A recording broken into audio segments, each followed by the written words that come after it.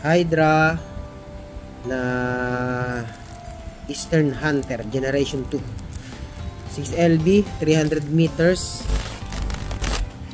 And ito naman pala mga boss yung ating gagamitin na line para dyan sa ating frame na yan. Buksan na natin. Malutong na yung line ko kaya kailangan natin magpalit din.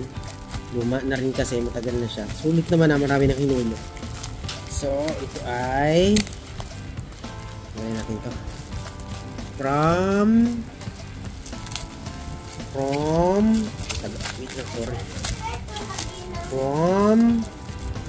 ayan mga boss, Hydra na Eastern Hunter Generation 2, 6LB, 300 meters. Yan, from Eastern Tackle. Ayan siya mga bossing, from Eastern. Ang ganda nitong sticker nila paglagay ng sticker. So yan yung ating setup, Eastern Tackle Hydra Generation 2. Yew! Power!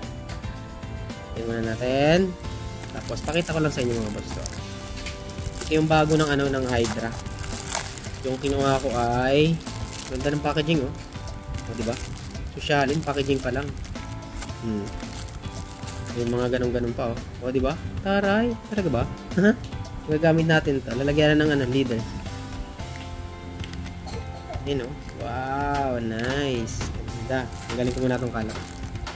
Ito dito lang ito. Yan, yung kulay niya mga boss. Yun check natin yung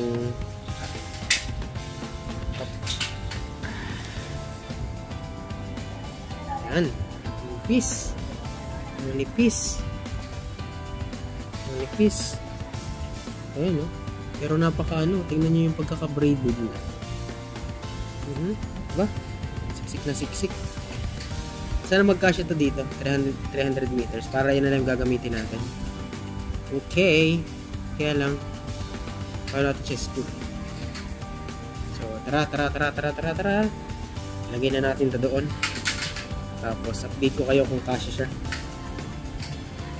Power, ganda talaga Thank you sa Eastern Hunter. At sa, yun nga, sa Eastern Tackle pala. Eastern Hunter bobo. Ito nga, Eastern Hunter nga pala ba? Yan, salamat sa Eastern Tackles. Meron tayong Hydra Generation 2. Yew! Chamarabarout!